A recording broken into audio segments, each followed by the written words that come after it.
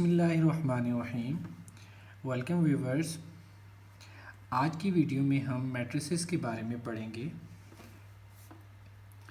After this lecture we will be able to define what is a matrix, what is a matrix,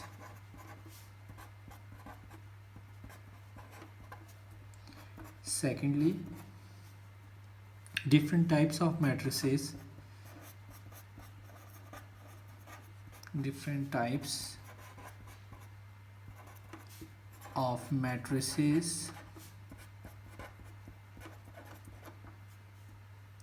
and their notations.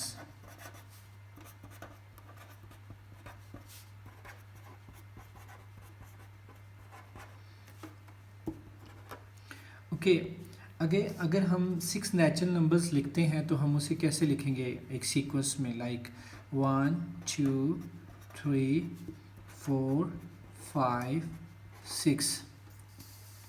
अभी अगर इन्हीं 6 natural numbers को मैं एक specific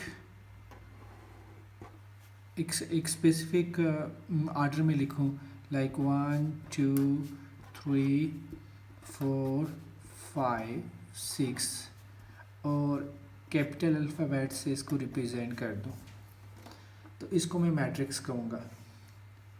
तो अब हम मैट्रिक्स को मैथमेटिकली डिफाइन करते हैं। ए matrix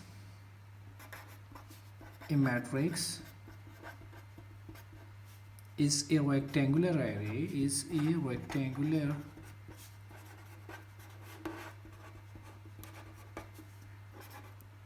array of numbers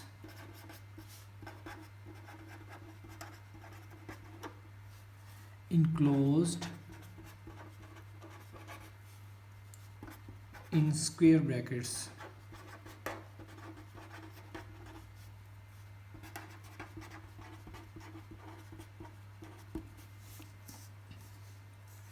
And they are represented by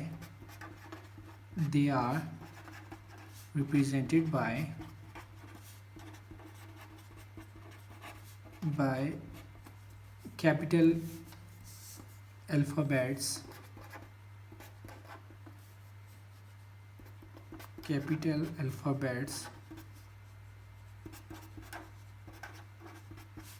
A, B, C and so on।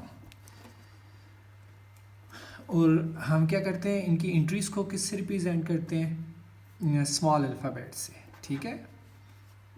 And the entries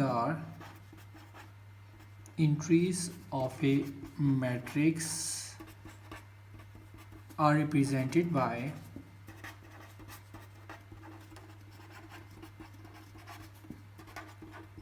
small alphabets.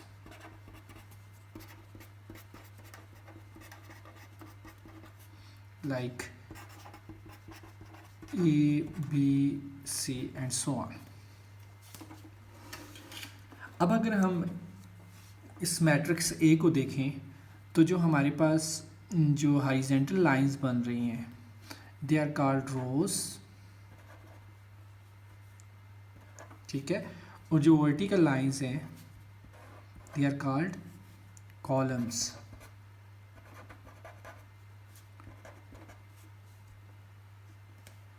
अच्छा, अब इस मैट्रिक्स को देखें तो इस मैट्रिक्स में हमारे पास 2 रोज़ हैं और 3 कॉलम्स हैं, ठीक है। तो अब किसी मैट्रिक्स में जी कितनी रो या कितने कॉलम्स होते हैं उसको हम उस मैट्रिक्स का आर्डर कहते हैं। तो उसको हम कैसे लिखेंगे, इसकी 2 रोज़ हैं और 3 कॉलम्स हैं, तो हम इसको किस तरह से लिखते हैं, 2 क्रॉस 3।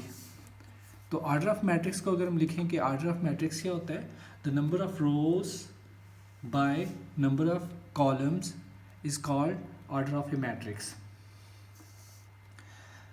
अब हम देखते हैं कि जो हमारे पास इस मैट्रिक्स में डिफरेंट एंट्रीज़ हैं उनको हम किस तरीके से रिप्रेजेंट करेंगे। हमने कहा था ना कि जो डिफरेंट एंट्रीज़ हैं इनको हम स्मॉल अल्फ़ाबेट से रिप्रेजेंट करते हैं।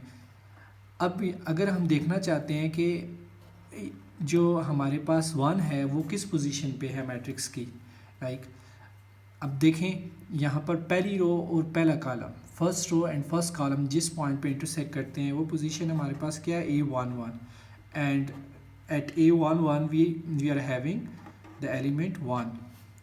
ठीक हो गया।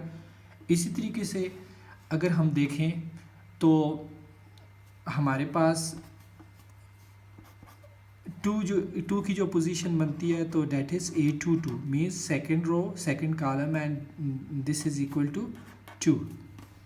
इस तरीके से अगर मैं आपसे पूछना चाहूँ कि मुझे बताएं कि मेरे पास टू पोजीशन पे कौन सा एलिमेंट है, A23 पोजीशन पे कौन सा एलिमेंट है, और इसी तरीके से A13 पोजीशन पे कौन सा एलिमेंट है।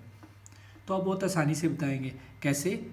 A22 means second row second column, दूसरी रो और दूसरा कॉलम जहाँ पर इंटरसेक्ट करता है वो पोजीशन कौन सी है, second row second column, that is 5। Second row second column that is 5। इसी तरीके से हमारे पास A23 means second row third column. अब हमारे पास यहाँ पर देखें तो सेकंड रो थर्ड कॉलम, तो यहाँ पर हमारे पास कौन सा एलिमेंट आता है, 6। और इसी तरीके से अगर हम देखें फर्स्ट रो थर्ड कॉलम पे कौन सा एलिमेंट आता है, फर्स्ट रो थर्ड कॉलम कहाँ पर इंटरसेक्ट करते हैं, दिस पोजीशन, ये हमारे पास 3 आता है। ठीक है, तो इस तरीके से हम इनको लिख सकते हैं। अब हम देखते हैं कि जनरली हम इनको किस तरीके से लिखते हैं। लाइक अब हमारे पास मैट्रिक्स है तो जनरली हम इन्हीं पोजीशंस को, इसी मैट्रिक्स को अगर देखें तो हम किस तरीके से लिख सकते हैं। तो इसको हम कैसे लिखेंगे, AIJ, इंट्रीज को हम कैसे लिखेंगे, AIJ, where I represents the rows in a matrix and J represents the columns।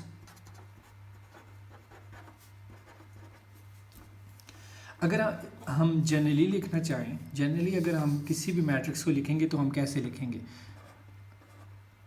अगर हमारे पास एक जनरल मैट्रिक्स है जिसमें n रोज और m कॉलम्स हैं,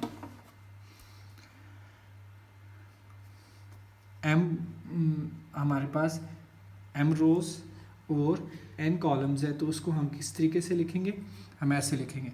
देखिए मैट्रिक्स को कैसे लिखते हैं, A11, A12, A13, so on, A1n, A21, A22, A23, so on, A2n, A31, A32, A33, so on, A3n।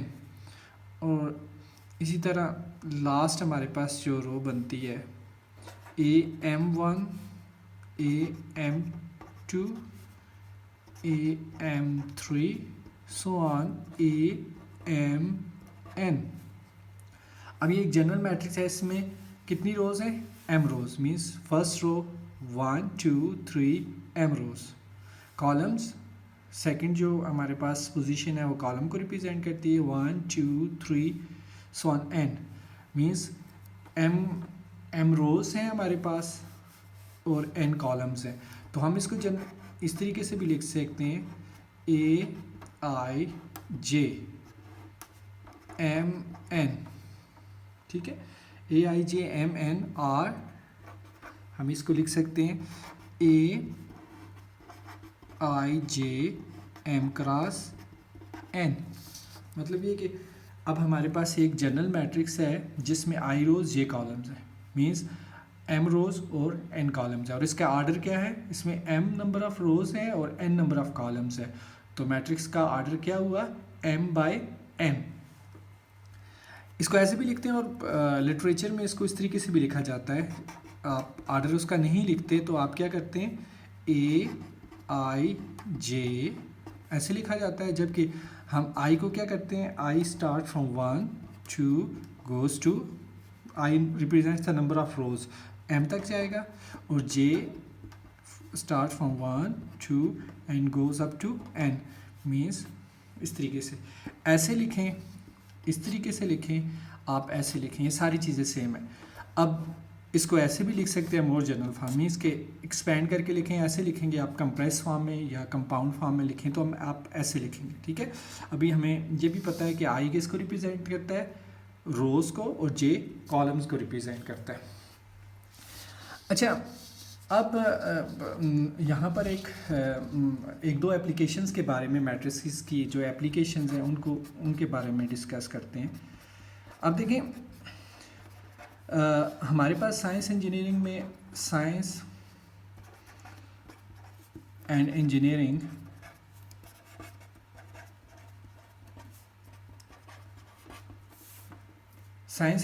हम डिफरेंट एक्सपेरिमेंट करते हैं, और वो एक्सपेरिमेंट हमारे पास जो भी आता है वो न्यूमेरिक डेटा फॉर्म में आता है, ठीक है। और वो जो डेटा फॉर्म में हमारे पास न्यूमेरिक डेटा आता है, तो हम उस न्यूमेरिक डेटा से सिस्टम ऑफ इक्वेशंस बनाते हैं, ठीक है। सिस्टम ऑफ इक्वेशंस बनाते हैं, सिस्टम ऑफ इक्वेशंस बनाते हैं। अब वो सिस्टम ऑफ इक्वेशंस हैं, उनको सॉल्व करना इतना आसान नहीं होता। जैसे आपके पास डेटा इंक्रीज़ करता जाता है तो सिस्टम ऑफ इक्वेशंस इंक्रीज़ करती जाएगी। अगर आपके पास लाइक 5 डेटा पॉइंट्स है तो 5 इक्वेशंस आपके पास बनेगी, 10 डेटा पॉइंट्स है तो 10 बनेगी, अगर 100 डेटा पॉइंट्स है तो 100 बनेगी। मीन्स कि जैसे जैसे डेटा पॉइंट इंक्रीज़ करते जाते हैं आपके पास, तो नंबर ऑफ़ इक्वेशंस इंक्रीज़ करेंगी, और नंबर ऑफ़ इक्वेशन इंक्रीज़ करेंगी तो उनको सॉल्व करना इतना आसान नहीं होता। तो उसके लिए हम मैट्रिसेस की हेल्प लेते हैं। तो मैट्रिसेस में हमारे पास बहुत सी टेक्निक्स हैं जिनकी मदद से हम क्या कर सकते हैं, इन सिस्टम को सॉल्व कर सकते हैं। हम आने वाले लेक्चर्स में देखेंगे कि इन सिस्टम को हम कैसे सॉल्व करते हैं, ठीक है, जिसमें हमारे पास डिफरेंट टेक्निक्स हैं। वो हम आगे आने वाले अपनी वीडियोज़ में पढ़ेंगे।